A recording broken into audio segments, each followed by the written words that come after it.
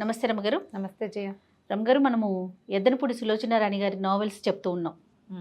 ఈరోజు కూడా దానికే మీరు రెడీగా ఉన్నట్లు అనిపిస్తుంది నాకు. మీ ఫేవరెట్ రమగారు ఆవిడ? నేను అలా చెప్పలేను. కొన్ని నావెల్స్ చాలా వాళ్ళలో అది కూడా కదా. సులోచనారాణి గారి కొన్ని నావెల్స్ నాకు చాలా ఇష్టం. అంతే. సులోచనారాణి గారి ఇష్టం అని చెప్పను. అలా చెప్పను. అలా చెప్పాలంటే మాలతీ చంద్రు గారి ఇష్టం. ఓకే. మాలతీ చంద్రు ఆవిడ ఏం రాసినా ఇష్టమే నాకు. సులోచనారాయణ గారివి కొన్ని నావెల్స్ బాగా ఆకట్టుకునేలాగా ఉన్నాయి. నాకు నచ్చుతాయి అవి. ఓకే.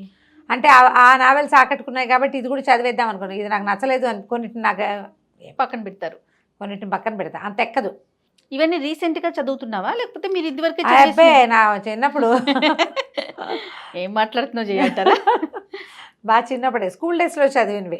స్కూల్ డేస్లోనే నావెల్స్ చదివేశారు? ఏమిటో నేను అంతే చేయ. మాకు అవకాశం ఉంది. అక్కయ్యలు పెద్దవాళ్ళు కదా, మా ఇంట్లో రకరకాల పుస్తకాలు ఉండేవి. పుస్తకం చదవడం బాగా 5 ఏళ్ల వయసు నుంచి ఉంది. అన్ని కథలు చదివేటాం. సీరియల్స్ కాశ్మీరా, అప్పుడు మేము అప్పుడు కాశ్మీరా కంటే ఇంకోటి ముందు ఏదో ఉండే అష్టావక్ర, అవన్నీ కూడా మేము సీరియల్సే చదివేవాళ్ళం.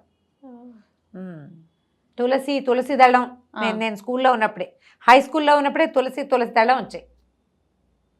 వెన్నెల్లో ఆడపిల్ల, నిశ్శబ్దం నీకు నాకు మధ్య, అవన్నీ ఎండమూరి వీరేంద్రనాథ్ గారి స్కూలింగ్లోనే. బాగుంది. మరి చదివేవాళ్ళము. మరి అంతకంటే ఇంకొంచెం ఒక అడుగు ముందువారే సులోచనారాయణ గారు. కొన్ని కథలు చాలా బాగుంటాయి. నాకు ఆవిడ అంటే మానవ సంబంధాలని ఆవిడ ఆవిష్కరించే తీరు నాకు చాలా ఇష్టం. అవి నచ్చుతాయి. ఒకటి. రెండోదేమో ఎక్కువగా సులోచనారాయణ గారి హీరోలందరూ స్ఫురద్రూపులుగా ఉంటారు. ఓహో, అందుకని బాగా ఇష్టమా? అందుకని చిన్నప్పుడు అందుకే ఇష్టంగా ఉండేది. ఇప్పుడు కూడా నాకు అదే అనిపిస్తుంది. ఈవిడ హ్యాండ్సమ్గా ఉండే అబ్బాయిని సెలెక్ట్ చేసుకుంటారు. ఆవిడ హీరోలో ఆవిడ ఇష్టం. అంతే అంతే. అమ్మాయిలు అందగత్యంగా ఉన్న వాళ్ళనే చెప్తుంటారు. హ్యాండ్సమ్గా ఉండే హీరోలు, పొడుగాటి వాడు, తెల్లటి బట్టలు, మంచి పొడుగాటి కారు, బుగ్గ మీద పొడుగాటి సొట్టలు అబ్బాయిలు. బుగ్గ మీద సొట్ట మగవాళ్ళకు ఉంటే బాగుంటుందని ఆవిడే నా చిన్నప్పుడు నాకు ఫస్ట్ తెలియజేశారు. కాబట్టి కొన్ని నచ్చుతాయి. అందులో ఈ శ్వేత గులాబీ చాలా ఇష్టం నాకు. శ్వేత గులాబీలు లేదు, శ్వేత గులాబీ. శ్వేత గులాబీ. ఈ కథానాయకుడు వివేకానంద. ఇతను ఒక పల్లెటూరు వాడే, చిన్న ఊళ్ళోనే పుట్టాడు. అయితే రామకృష్ణ మఠం వాళ్ళ వల్ల వివేకానంద అని పేరు పెడతారు. వివేకానంద పెద్దగా ఉంది, పల్లెటూరు వాళ్ళంతా పలకలేరని వికీ అని పెడతారనమాట. తను చిన్న పల్లెటూరు నుంచి వస్తాడు చదువుకోవడానికి. వాళ్ళ నాన్నకి చదువుకోవటం ఇష్టం లేదు, మాన్పించేద్దాం అనుకున్నాడు. కానీ వివేకానంద ఈ రామకృష్ణ మఠం వారి సౌజన్యంతో అతను చదువుకుంటాడు, పెద్దవాడైపోతాడు. ఈ కథ స్టార్టింగ్ మనకి ఎట్లా కనపడుతుందంటే, వికీ ఒక 38-39 సంవత్సరాల వాడు. అతనికి ఒక 18 ఏళ్ల కూతురు ఉంది, భార్య లేదు. తొందరగా పెళ్ళైంది, వెంటనే కూతురు పుట్టింది.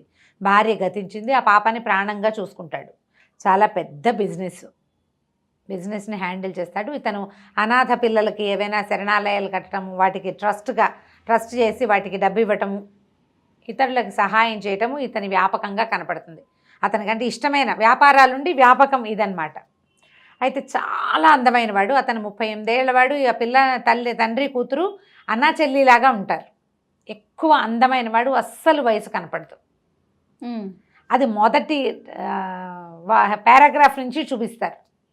38 ఏళ్ల వాడిలా కనపడ్డు అతను, 30 వాడిలాగా కనిపిస్తాడు, 30 లోపు వాడిలాగా. పిల్ల అతనికి చెల్లెలా ఉంటుంది. పిల్ల బాగా గారాబంగా పెరిగి అది కొంచెం చబ్బీగా ఉంటుంది. కూతురు పేరు ప్రీతి. అయితే ఈ ప్రీతికి ఒక పెళ్లి సంబంధం ముందు నుంచి మాట్లాడి పెట్టుకుంటాడు ఇతను. దమయంతి ఇతనికి వ్యాపారంలో భాగస్వామి భార్య. ఆయన గతిస్తే ఆయనకి ఏదో ప్రాబ్లం వచ్చిపోతాడు, తాగుడు ఎక్కువ, రేసులాడేసి డబ్బులు పాడు చేస్తాడు. అతని వల్ల ఏమవుతుందంటే ఆయన భార్యతోటి కొంచెం ఫ్రెండ్షిప్ ఏర్పరచుకుంటాడు ఇతను. వీళ్ళకు ఒక పిల్లాడు ఉంటాడు, నళిని మోహన్ అబ్బాయి పేరు. ఆ పిల్లాడికి తన కూతురుని ఇవ్వాలని ఉంటుంది అతనికి. అందుకని అబ్బాయిని డాక్టర్ చదివిస్తాడు, MBBS చదువుతాడు అబ్బాయి. కానీ అతను ఏంటంటే ముందు నుంచి వాళ్ళ అమ్మ ఏం చేసేదంటే, ఆ అంకుల్ చెప్పినట్టే వినాలి, అంకుల్ ఏం చెప్తే అదే చేయాలి, ఆ పిల్లని నువ్వు పెళ్లి చేసుకోవాలి, ఆస్తంతగా నీకే రావాలి అని భావాలు ఉండి ఆవిడ అతను అన్నిటికీ బలవంత పెట్టేది. అబ్బాయి కొంచెం మితభాషి, ఇంట్రోవర్ట్. ఈ ప్రీతి బాగా గారాబంగా పెరిగిన పిల్ల, ఇది అల్లరిగా గందరగోళంగా ఉంటుంది. ఎంతసేపు ఏడిపించుకు తింటుంది అతన్ని. ప్రేమగా ఉండటం అంటే దానికి ఏడిపించడమే తన ప్రేమ అనమాట. అయితే ఈ కథలో మనకి మొదట ఎట్లా కనపడుతుందంటే, ఒక ఈ కూతురు ఫోన్ చేస్తుంది నేను మీటింగ్లో ఉండగా, ఆయన ఫ్రెండ్, నా ఫ్రెండ్కి జ్వరం వచ్చింది, అస్సలు లేచేలాగా లేదు, హాస్పిటల్కి తీసుకెళ్తే రూమ్ ఏం కుదరలేదంటే ఇతను ఫోన్ చేసి నా కూతురు ఫ్రెండ్ అని చెప్తాడు. హాస్పిటలైజ్ అవుతుంది ఒక అమ్మాయి. ఏంటంటే ఆ పిల్లకి అందరితో ఫ్రెండ్షిప్పే. ఇవాళ వీళ్ళే నా ప్రాణం ఉంటుంది, రేపొద్దున బద్ధశత్రువులు అయిపోతారు. మాట తేడా వస్తే కోపం వచ్చేస్తుంది దానికి. కాకపోతే ఈ హాస్పిటలైజ్ అయింది, ఇతని ఇంటికి వెళ్ళి అది ఇది చూసేసరికల్లా కూతురు రాదు ఇంటికి. ఏమిటి అని వెళ్తే అక్కడ ఒక అమ్మాయి హాస్పిటలైజ్ అయ్యి ఉంటుంది. దీని వయసుది కాదు, ఆ పిల్లకు 26-27 ఏళ్ళు ఉంటాయి. కూతురు వయసు పిల్ల కాదు. వైజాగ్ వెళ్ళినప్పుడు ఆ అమ్మాయితో పరిచయం అయింది. వైజాగ్ ఈ అమ్మాయి ఏం చేసేదంటే కారులో అక్కడికి ఇక్కడికి డ్రైవర్ని తీసుకుని వెళ్ళటం, గుళ్ళు గోపురాలు వెళ్ళటం అలవాటు ఉంది. పెళ్ళిళ్ళకి వెళ్ళి అక్కడి నుంచి పెళ్ళికి వెళ్ళేది గుడికి. ఈ వైజాగ్లో సింహాద్రప్పన్న దేవాలయానికి వెళ్ళినప్పుడు పరిచయం.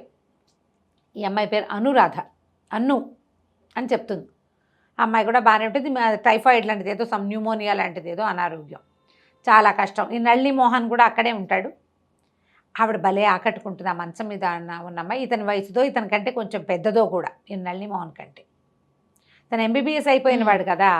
అయితే ఏమవుతుంది, సరే ఒక పూట గడుస్తుంది. ఆ రోజు రాత్రి ఇంటికి రాదు పిల్ల. ఇతనే హాస్పిటల్కి వెళ్తాడు. వెళ్ళాక చూస్తే సరే కూతుర్ని నువ్వు పడుకో నేను చూసుకుంటానని చెప్పి తండ్రి కూతుర్ని పడుకోబెట్టి ఆ పిల్లని చూసుకోవడానికి దగ్గర ఉంచుంటాడు. నుంచుంటే ఆ అమ్మాయి కాసేపటికి అరిచి మమ్మీ వెళ్ళొద్దు మమ్మీ నేను నీతో వచ్చేస్తానని కలవరింతలు, జ్వరాల్లో ఒక రకమైన డెలీరియం వస్తుంది కదా. అయితే ఏమవుతుంది, అమ్మాయి ఏడుస్తూ ఉంటుంది. సరే కావలించుకుంటుంది. ఎవరో ఒకళ్ళు మనిషి పట్టుకుంటారు, పడిపోతుంటే పట్టుకుంటాడు. ఈ దగ్గర కూర్చునేసరికి ఆ మెడలో ఇంచి ఒక చిన్న డాలర్ ఉన్న గొలుసు బయటపడుతుంది. ఆ డాలర్ని పట్టుకునేసరికి అందులో ఒక ఫోటో ఉంటుంది. ఆ ఫోటో గుర్తుపడతాడు అతను. ఇతనికి తెలుసు, పారిజాతం ఆవిడ పేరు. పక్కపాపిడి చక్కగా రాస్తారు, పొట్టి చేతులు జాకెట్టు, పక్కపాపిడి, పెద్ద బొట్టు, చక్కగా అందంగా నవ్వుతున్న పారిజాతం. హడిలిపోతాడు, ఇదేంటి పారిజాతం ఫోటో ఇక్కడికి ఎట్లా వచ్చింది? తీరా చూస్తే ఈ పిల్లెవరో అతనికి తెలియదు. అతనికి తెలుసు పారిజాతానికి ఒక్క కూతురు ఉంది, శ్వేత, 8 ఏళ్ల పిల్ల. ఆ పిల్ల చనిపోయినప్పుడు దానికి 8 ఏళ్ళు. తెల్లగా ఇంత బూరి పుగ్గలతో పొట్టి క్రాఫ్ట్ తోటి పుష్టిగా ఉండే పిల్ల స్థానంలో ఈ 5, 7, 5, 8 ఉండి ఇంత పొడుగున సన్నగా పొడుగ్గా మంచి చక్కగా కనపడుతున్న అవయవ సౌష్ఠవంతో కనపడే ఈ అమ్మాయి ఆ పిల్లంటే నమ్మలేకపోతాడు. ఆ అమ్మాయి ఒంటి మీద ఒక చోట పుట్టుమచ్చ ఉంటుంది, అతనికి తెలుసు. చూసి ఈ పిల్లే ఆ పిల్ల అని నిర్ధారించుకుంటాడు. ఆ పారిజాతం ఎవరు అని చెప్పాలి. ఇతను ఇక్కడ చదువుకోవడానికి సిటీకి వచ్చాడు. వస్తే కాలేజీలో ఏదో స్పీచ్ ఇస్తాడు. అందరూ చాలా మెచ్చుకుంటారు. ఇతనికి చాలా చక్కగా మాట్లాడడం, స్ఫురద్రూపి మనిషి, బాగుండేవాడు. మామూలు బట్టల్లో ఉన్న పిల్లలు అందంగా కనిపిస్తారు, మగ పిల్లలు. దానితో మంచి వాయిస్, బాగా మాట్లాడితే అట్రాక్టివ్గా ఉంటారు. అతనికి ఒక ఉత్తరం ఇస్తారు ఎవరో, రేపు వచ్చి కలుసుకో వివేకానంద ఇక్కడికి రాని, పారిజాతం అని పేరుతోటి. ఎవరో తెలియదు. ఇతను అక్కడికి వెళ్ళేసరికల్లా మనం ముందు చెప్పిన పారిజాతం అక్కడ ఉంటుంది. గుర్తుపట్టాడు. ఇతను చిన్నప్పుడు స్కూల్లో ఉండగా వాళ్ళ మేనమావ గారింటికి వెళ్ళేవాడు. వాళ్ళ పక్కింటి అమ్మాయి ఈవిడ. అక్కడ పార్వతి పేరుతోటి ఉండేది.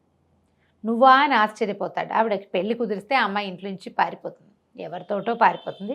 ఇప్పుడు వేరేగా సెటిల్ అయి ఉంది. పెద్ద ఇల్లు, గుర్ఖా, ఓ డ్రైవరు, కారు, వంట మనిషి, గ్రాండ్ లైఫ్ స్టైల్లో ఉంది. ఇంత పిల్ల, 6-7 సంవత్సరాల పిల్ల. ఆవిడ ఈవిని చక్కగా తమ్ముడిలాగా చూసుకుంటుంది, చాలా ప్రీతిగా చూస్తుంది. బట్టలు కుట్టిస్తుంది, శుభ్రంగా భోజనం పెడుతుంది. హాయిగా ఆ పిల్లతో ఆడుకుంటూ అక్కడే ఉంటాడు. ఒక రూమ్ ఉంది, రూమ్కి వెళ్తూ ఉంటాడు, కానీ ఎప్పుడు వచ్చి ఇక్కడ ఉంటూ ఉంటాడనమాట. చాలా బాగా మంచి క్లోజ్ అవుతారు. 1 సంవత్సరం దాదాపుగా వాళ్ళ ఇంటికి తిరుగుతాడు. ఒకరోజు ఆ ఇంటికి వచ్చిన ఒక ఆయన దృష్టిలో పడతాడు. ఆయన ఎవరంటే ఈ అమ్మాయి ఎవరితో ఉంటుందో ఆయన. ఈ కుర్రాడు ఎవరికో గాలం వేసిందన్న ఫీలింగ్ వచ్చింది అతనికి. నిజానికి ఇక్కడున్న సంబంధం అది కాదు. ఈవిడికి ఏంటంటే ఒక హార్ట్ ప్రాబ్లం ఏదో ఉంది.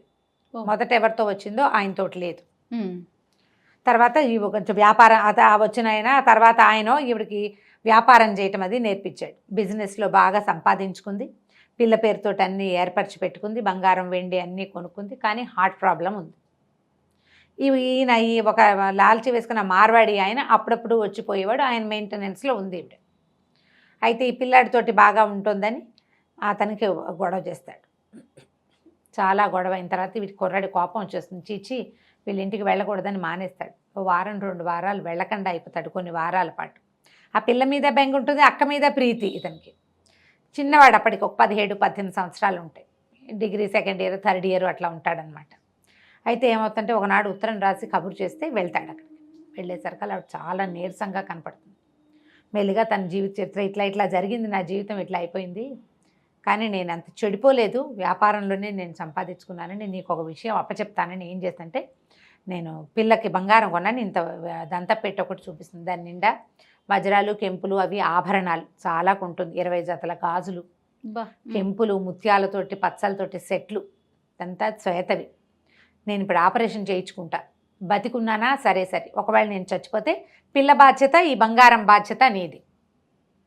నేనే చిన్నపిల్లని కదా కంటాడు, కాదు నువ్వు మంచివాడివి, చిన్నవాడివి అయినా కూడా మంచివాడివి, నేను ఇవన్నీ ఎక్కడ పెట్టుకుంటానంటాడు, దానికి కూడా నేను ఏర్పాటు చేస్తానని మర్నాడు బ్యాంకుకి తీసుకెళ్ళి ఒక బ్యాంక్ అకౌంట్ ఓపెన్ చేసి ఈ పిల్లాడు చదువుకోవడానికి ఒక 20,000 రూపాయలు వేసేస్తుంది. ఇతని పేరు మీద లాకర్ తీసి ఆ లాకర్లో ఆ సామాన్లు అట్టి పెడుతుంది. నాకు ఏదైనా అయితే పిల్ల బాధ్యత నీదే నీదే నీదే అని చెప్తుంది. సరేనని ఒప్పుకుంటాడు. ఆపరేషన్కి వెళ్తారు, ఆవిడ కాస్త చనిపోతుంది సర్జరీలో. ఈ పిల్లని తెచ్చుకుంటాడు, ఏం చేస్తాడు మరి? ఆ ఇల్లు బాకిలి మార్వాడి ఆయనవి, ఈవిడిది డబ్బు బంగారము ఆవిడ ఏర్పరిచినవి ఆవిడవి అనమాట.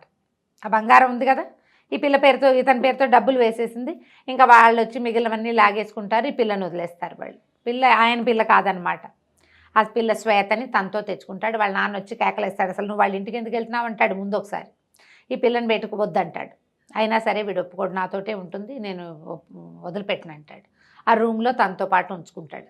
అది 8-9 ఏళ్ల పిల్లని. ఇతనికి వేణు అని చదువుకునేటప్పుడే ఫ్రెండ్, అతనికి కూడా తెలుసు ఈ పారిజాతం వాళ్ళ ఇంటికి అప్పుడప్పుడు వచ్చేవాడు, ఈ పిల్ల అతనికి తెలుసు, ఫ్రెండ్స్ కూడా తెలుసు ఇక్కడ ఏం జరిగింది, ఆవిడ ఎంత బాగా చూసింది అవన్నీ తెలుసు వాళ్ళకి.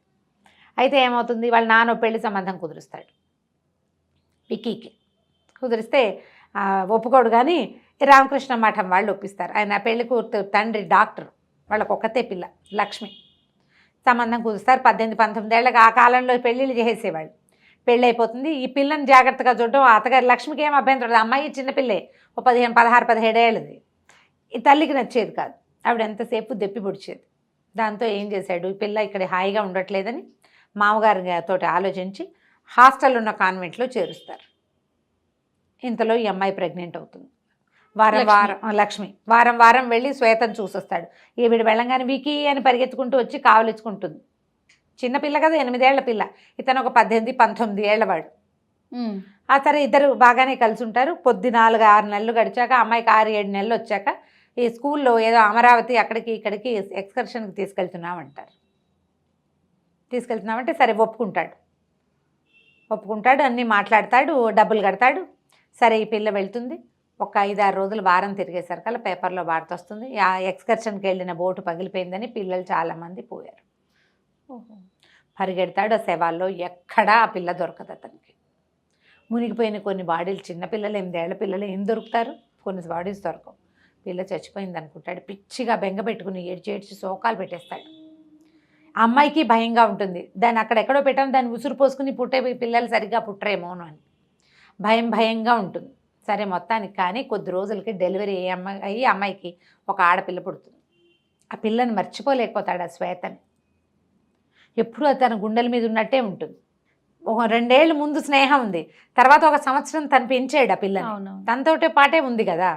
అక్కడి నుంచి ఏమవుతుంది, కూతురు పుట్టేసరికల్లా ఏదో ఒక మిల్స్ లాంటివేవో అమ్మకాలకు వస్తాయి. మామగారు వద్దంటాడు, కానీ సరే మిల్లుని తీసుకుంటాడు. ఆ మిల్లు తీసుకున్నాక ఈ పిల్ల పుట్టడం, ఈ మిల్లు పెట్టడం, ఈ రెండింటితోటి ఆ శ్వేతని కొంచెం పక్కకు పెట్టుకుంటాడు మనసులో. మెల్లిగా సెటిల్ అవుతాడు. కొత్త 2-3 సంవత్సరాలు అయ్యేసరికి ఈ లక్ష్మికి ఏదో జబ్బు చేసిపోతుంది. అయ్యో, మిల్లు పిల్ల మిగులుతారు ఇతనికి. ఆ పిల్లని పెంచుకుంటాడు. అప్పుడు డబ్బు అవసరమైతే పారిజాతం ఇచ్చిన నగలన్నీ తాకట్టు పెట్టి డబ్బులు తీసుకుంటాడు. ఇంకేముంది, శ్వేత ఎలాగూ లేదు అదే, కానీ అమ్మమంటారు మార్వాడి కూడా, అమ్మేయండి చాలా ఖరీదైన నగలు, బోల్ డబ్బు వస్తుందంటే, బోల్ డబ్బు నాకొద్దు, నేను ఇదే చేస్తా, తాకట్టు పెడతా, డబ్బులు మళ్ళీ కట్టి మళ్ళీ తీసుకుంటాను, నేను ఏమీ చేయలేని స్థితి వచ్చాక అప్పుడు ఏదైనా ధర్మకార్యాలకు వినియోగిస్తా పారిజాతం పేరు మీద అని చెప్తాడు. ఓకే, ఆ నగలు అతని దగ్గరే ఉంటాయి లాకర్లో. ఈ పిల్లకి కాస్త పెద్దది అవుతుంది, భార్య లేదు కదా, ఆ పిల్లని అట్లాగే చూసుకుంటాడు. ఇక ఈ మిల్స్ గిల్స్ పెరుగుతాయి, వ్యాపారం పెరుగుతుంది.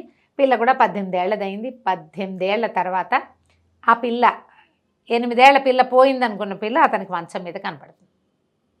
ఇదంతా గుర్తొస్తుంది. ఆ పారిజాతం ఆవిడ మర్చిపోలేడు అతను. సరే ఈ అమ్మాయిని ఎలాగైనా తన దగ్గరే ఉంచుకోవాలని ఉంటుంది.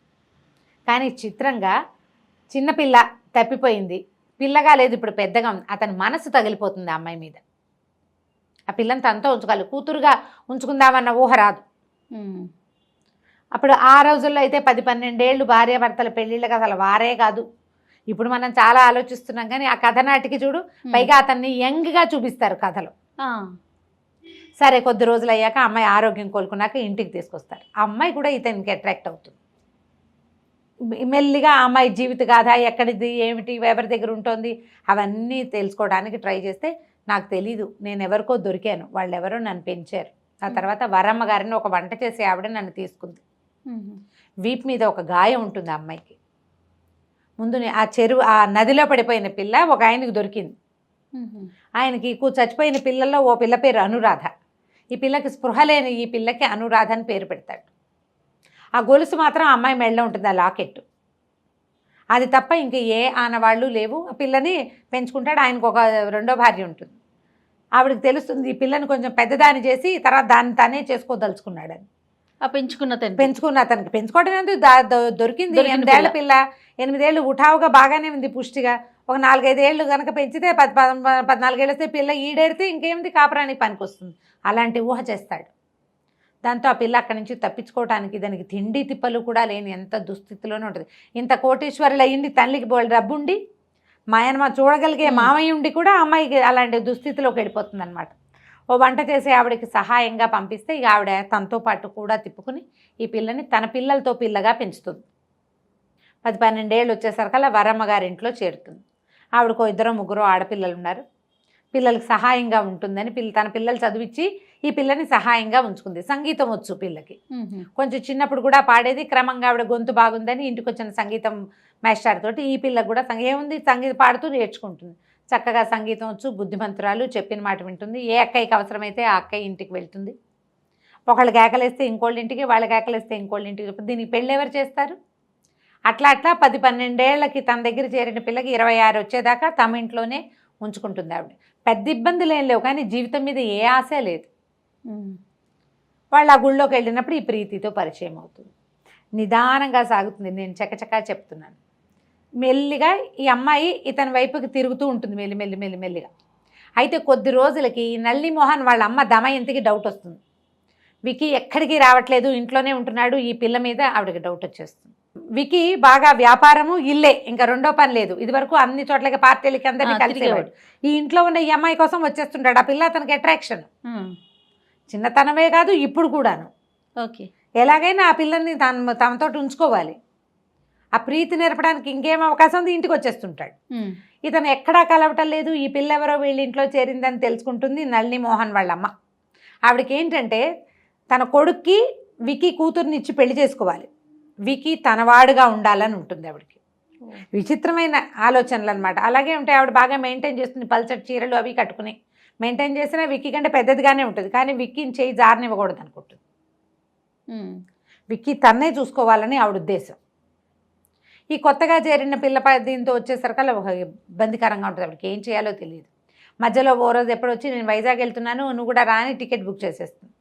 ఈ లోపల వాళ్ళ ఇంటి నుంచి ఒక ఉత్తరం వస్తుంది ఆ అక్క దగ్గర నుంచి, నువ్వు ఇప్పుడు రాబోక మేము ఎక్కడికో వెళ్తున్నాము అని.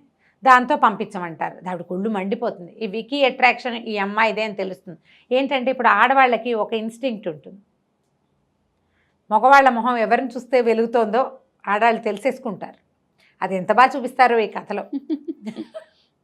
ఎవరైనా ఇద్దరి మధ్య ఆకర్షణ ఉందో లేదో తెలుసుకోవాలి అంటే వాళ్ళ మొహాలు, వాళ్ళు ఒకళ్ళొకళ్ళు ఎదురుపడ్డప్పుడు వాళ్ళ మొహాలు ఎలా ఉన్నాయో చూడాలి, పరిశీలించాలి. ఈవిడికి డౌట్ వస్తుంది, ఆవిడ నిర్ధారించుకుంటుంది.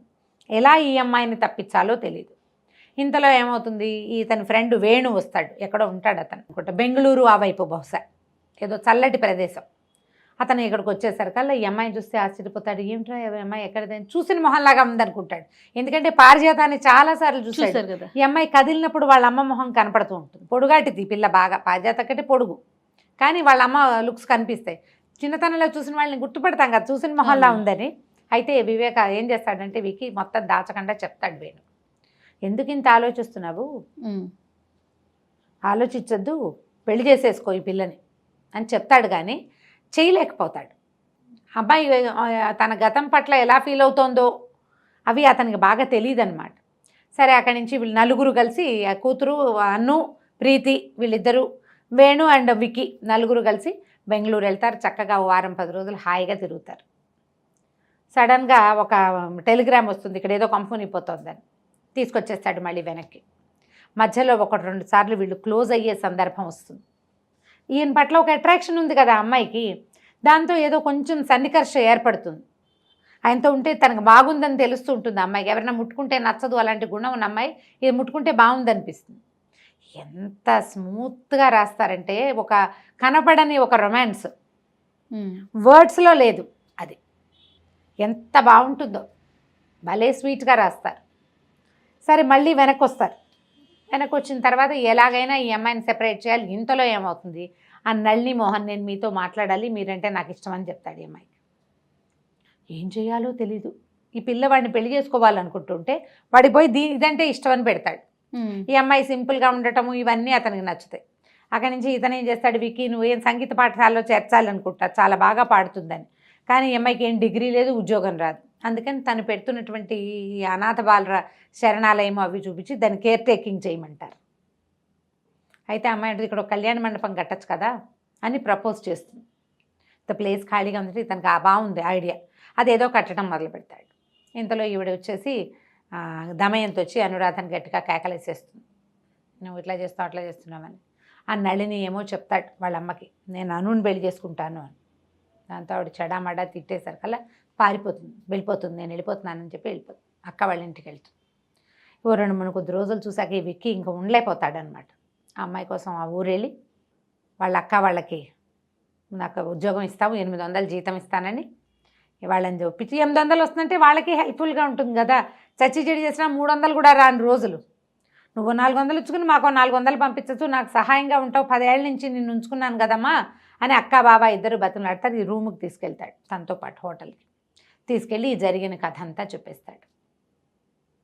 తనకి తెలుసు కొన్ని లీలగా ఏంటి, ఒక ఉయ్యాల ఏదో ఒక ఇంట్లో తిరిగేదాన్ని, మా మమ్మీ నాకు తెలుసు, ఎవరో అంకులను ఉండేవారు నాకు గుర్తులేదు, కొన్ని అప్పుడప్పుడు కల్లో ఉన్నట్టు ఉంటాయంటే ఆ మొత్తం ఫోటోలు చూపిస్తాడనమాట. వాళ్ళ ఇంట్లో ఒక కృష్ణుడి బొమ్మ, ఒక ఫౌంటైన్ అవి ఉంటాయి. మొత్తానికి ఆ అమ్మాయి కాస్త ఇతనికి ఒప్పుకుంటుంది తనతో ఉండిపోవటానికి. వాళ్ళకి చెప్పేస్తారు, వాళ్ళ అక్క బావ కూడా చెప్పేస్తాడు, పిల్ల మా అక్కయ్య కూతురే ఇట్లా ఇట్లా అయిపోయింది, ఇంతకాలానికి దొరికింది, ఈ ఒంటి మీద ఒక పుట్టుమచ్చ ఉంది, ఆ గొలుసు అదే అండ్ నేను గుర్తుపడతాను. ఫోటో చూపిస్తే ఆవిడ ఈ మొహం ఈ అమ్మాయి మొహం ఒకేలా, తన ఫోటోలన్నీ ఇతని దగ్గర ఎందుకు ఉంటాయి. వాళ్ళు కూడా సంతోషించి ఒప్పుకుంటారు. ఇంటికి తీసుకొస్తాడు, కూతురికి చెప్తాడు. చెప్తే ఒప్పుకుంటుంది. అది ఒప్పుకుని ఏం చేస్తుంది, అన్న దమయంతికి చెప్తుంది తీసుకెళ్ళి. చెప్పేసరికి పక్కపక్కనవి దొంగ కథ చెప్తున్నారు, మీ నాన్న దాన్ని పెళ్లి చేసుకోవడానికి మీ నాన్నని వల్ల వేసుకుంది, మీ నాన్నని కాకుండా చేసింది అన్ను, పెళ్లి చేసుకుందామని అడుగుతాడు అనురాధని. అడిగితే అమ్మాయి ఏమంటుందంటే, ప్రీతి పెళ్ళి అనుకున్నావు, ఆ పిల్ల పెళ్ళి అయిపోనివ్వు ముందు, దాని పెళ్లి మీద మన పెళ్ళి ఎఫెక్ట్ పడుతుందేమో, అది వెళ్ళాక అప్పుడు మనం ఆలోచిద్దామని చెప్తుంది. కానీ తనతో తీసుకొస్తాడు కదా. ఈ అమ్మాయి ఏం చేస్తుంది, ఈ దమయంతి మాటలకు పడిపోతుంది. ప్రీతి గమనిస్తుంటుంది, తల్లి తండ్రితోటి అమ్మాయి క్లోజ్గా ప్రవర్తిస్తోందని దీని కోపం. నా ఫ్రెండు, మా నాన్న నీకు కూడా నాన్నే కావాలి, నువ్వు నా ఫ్రెండు కదా అంటుంది. అని చెప్పి చెడా మడా పొట్లాడి, నీకు సిగ్గులేదు, నీకు అది లేదు ఇది లేదు, పో మా ఇంట్లో నుంచి, మా నాన్న నాకు కాకుండా చేస్తున్నావు అని చర్చి కేకలు పెడుతుంది. ఆయనకి అసలు లెంపకాయ కొడతాడు, పిచ్చిబాగుడు బాగుతావా నువ్వు అని. కొట్టేసరికి అసలు జీవితంలో నేను దెబ్బతినలేదు, ఫస్ట్ టైం నీ వల్ల, నువ్వు రాక్షసివి, నువ్వు వచ్చాకే మా నాన్న నాకు కాకుండా పోయాడు అని చెప్పి ఏడుస్తూ దమయంతి దగ్గరికి వెళ్ళిపోతుంది. ఇక్కడ ఏం చేయాలి వీళ్ళు, నాకేం వద్దు, ప్రీతిని తెచ్చివు చాలు అని విక్కీ, నాకు ఇంకేం వద్దు, నాకు ప్రీతే కావాలంటూ. అంత ప్రేమగా ఉంటుంది ఆ ప్రీతి. దీంతో ఏం తీసుకొస్తాడు, అమ్మాయిని ఎంత బతిమలాడినా నేను రానంటుంది. నువ్వు నన్ను మోసం చేసావు, నువ్వు దాని వల్ల పడిపోయావు, నేనే ఆ పిల్లని ప్రేమిస్తున్నానని చెప్పలేకపోతాడు. కూతురికి ఎట్లా చెప్పాలో అతనికి అర్థం కాదు. సరే నానా గందరగోళం అవుతుంది. అక్కడి నుంచి ఏం చేస్తుంది, దాని 18వ పుట్టినరోజు వస్తుంది. 18 ఏళ్ళు నిండితే మేజర్ అయిపోతుంది కదా. వెంటనే నా ఆస్తి నాకు స్వాధీనం చేయమని కాగితం రాసి ఇది చేస్తుంది, కేసు వేయిస్తుంది దమయంతి. పెళ్లి సంబంధం పెళ్లి చేసేస్తానని అడుగుతాడు దమయంతిని. మొత్తం ఆస్తి అంతా మీరు ప్రీతి పేరు మీద రాస్తేనే చేసుకుంటామంటుంది. ఆవిడ ఊరుకోదు, ఆ విక్కీ తన చేతిలోంచి జారిపోయాడని. దాంతో ఇంతలో నళిని మోహన్ తిరిగి వస్తాడు ఎక్కడి నుంచో వెళ్ళి. ఇక్కడ ఏం జరుగుతుంది ఏంటని చూసుకునేసరికల్లా బాగా చెడామడా తిడతాడు. నీకేమైనా పిచ్చెక్కిందా, నేను అన్నం చేసుకుందాం అనుకున్నాను, ఎన్ని ఉత్తరాలు రాసిందో, ఇట్లా చెయ్యొద్దు, నువ్వు నాకు అన్నయ్యగా భావిస్తున్నాను అని చాలా క్లియర్గా రాసింది. ప్రీతికి నేనంటే ఎంత ఇష్టమో రాసిందమ్మా, నన్నేం చేయలేదు తను, అయినా అంకుల అమ్మాయిని ఇష్టపడితే నీకేం బాధ, మధ్యలో 10 ఏళ్ళైంది వీళ్ళమ్మ చచ్చిపోయి, అతను ఎవరితోటి పెళ్లి చేసుకోవాలా, ఎవరితోటి ఇన్వాల్వ్, ఎవరన్నా ఒక అమ్మాయిని చేసుకోదలిస్తే మీకేం అభ్యంతరం, ఎందుకు చేస్తున్నారంటాడు. ఇంతలో వేణు వస్తాడు. వచ్చేసరికి ఈ గొడవలంతా జరుగుతున్నాయని తెలిసి అతను అడుగుతాడు, మరి ఇన్నేళ్ళు నింది ఈ దమయంతి కూడా మీ నాన్న వెంటపడింది, అయినా మీ నాన్న ఏమి చేయలే, మీరు ఇది చెప్పింది ఇది కథ కాదు, ఇది అక్షరాల నిజం. నేను కూడా పారిజాతం వాళ్ళ ఇంటికి వెళ్ళేవాడిని, శ్వేత వీడితో పాటే రూమ్లో ఉంది, మీ అమ్మ నాన్నల పెళ్ళయ్యాకే అది యాక్సిడెంట్లో చచ్చిపోయింది, దానికోసం ఏడ్చేవాడు, ఆ పిల్ల దొరికింది, అది వాడికి ప్రేమ కలిగింది అమ్మాయి మీద, ఏం తప్పు అది, నీకు 18 ఏళ్ళు నువ్వు పెళ్లి చేసుకుని మొగుడుతో వెళ్ళిపోవాలనుకుంటున్నావు, 38, 39 వచ్చిన మీ నాన్న మాత్రం ఒంటరిగా ఉండాలని ఎలా కోరుకుంటావు. సరే అయ్యో నేను చాలా తప్పు చేశానంటే ఇంతలో ఏమవుతుంది, ఈ నళిని మోహన్ పరిగెత్తుకుంటూ వస్తాడు, మీకు జరిగిన శాస్తి జరిగింది, అనురాధ స్లీపింగ్ పిల్స్ తీసుకుని చనిపోయేలాగా ఉంది అని హాస్పిటల్కి పరిగెడతారు. అమ్మాయి ఎవరి దగ్గరకో వెళ్తుంది. ఇది అనాథ శరణాలయంలో ఉంటారు కదా, అక్కడ ఉన్న పిల్లల్లో ఒక ఆఫీస్ అసిస్టెంట్ ఎవరో ఉంటుంది, కళ్యాణం ఏదో క్యారెక్టర్, వాళ్ళ ఇంటికి వెళ్ళింది, రాత్రి పడుకుంది, పొద్దున్నే చాలా స్లీపింగ్ పిల్స్ వేసేసుకుంది. ఇక బతికుండి ప్రయోజనం లేదు, అదికి ఎలాగూ దక్కేది లేదు, ఈ పిల్ల తండ్రి విడిపోతున్నారు కదా తన వల్ల అని చాలా కష్టపడి బతికిస్తారు. బతికిస్తాక తర్వాత ఈ ప్రీతి చాలా ప్రాధాయపడి ఒప్పించుతుంది అనమాట, పెళ్లి చేసేసుకోమన్న వాళ్ళ నాన్నని అమ్మ నాన్నతోటే నా పెళ్ళి అవుతుందని వాళ్ళిద్దరికీ పెళ్లి చేశాకే ప్రీతి పెళ్ళి అవుతుందన్నమాట. ఆ శ్వేత గులాబీ అని పిలిచేవాడు. వాళ్ళ ఇంట్లో ఎక్కడ ప్రతి చోట అసలు మనకు మొట్టమొదట చూపించడం కూడా ఒక ఆకుపచ్చటి రెమ్మలు, వాటి మధ్యలో తెల్లటి గులాబీ పువ్వు చెప్తారు. అతనికి వైట్ గులాబీలు అంటే అంత ఇష్టం. ఆ తెల్ల గులాబీ లాగా ఉండే అమ్మాయి మీదకి వస్తమే ఉండి ఉండి ఉండి ఉండి చివరికి ఆ పిల్ల దొరికాక పెళ్లి చేసుకుంటాడు. శ్వేత గులాబీ చాలా బాగుంది రమ్మగారు, భలే ఇంట్రెస్టింగ్గా ఉంటుంది చదివితే. అయితే యంగ్గా ఉండే వాళ్ళు మనకి ఇప్పటికీ కొంతమంది కనిపిస్తారు. కథ బాగుంటుంది, 18 ఏళ్ల పిల్లకి పెళ్ళేమిటి అనిపిస్తుంది, కానీ చేసేవాళ్ళు 70s ఏం పెద్ద ఆలోచించే వాళ్ళు ఏం కాదు. చాలా ఇంట్రెస్టింగ్గా ఉంటుంది కథ. తాపీగా చదివితే ఇంకా ఇంకా ఇంకా ఇంకా చాలా బాగుంటుంది. ట్రై చేసి చదవండి, స్క్రిప్ట్లో దొరుకుతుంది. సూపర్. నమస్తే. నమస్తే.